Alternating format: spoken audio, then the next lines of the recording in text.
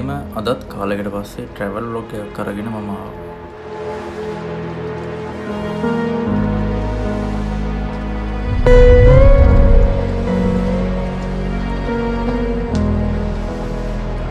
ඉතින් අපි උදෙන්ම කන්න නැවතුනේ කඩුගන්නාවේ තියෙන පොල්ලොටි කඩේකින්.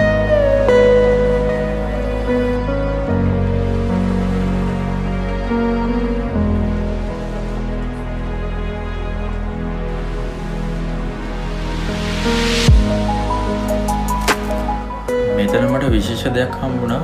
ඒ තමයි මේ තියෙන කඩුගන්නාවේ අම්බලම.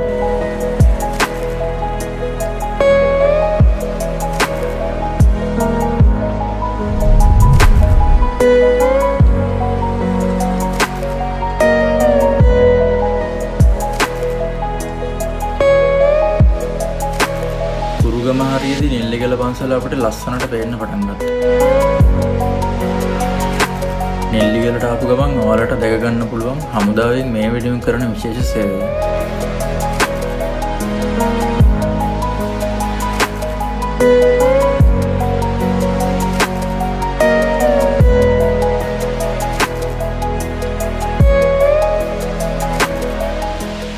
ඔයාලට නෙල්ලිගල පන්සලේ දැක් ගන්න පුළුවන් විශේෂම දෙයක් තමයි මේ පෙනෙන සුමන සමන් දෙවියන්ගේ ප්‍රතිමාව. ඉතින් මේකේ තියෙන විශේෂත්වය තමයි ශ්‍රී පාදස්ථානයේ සිට සුමන සමන් දෙවියන් ධවලාස්ති රාජයාගේ පිටේ නැගලා නෙල්ලිගල පන්සලට වඩින ආකාරය තමයි මේ නිර්මාණයෙන් පෙන්වලා තියෙන්නේ.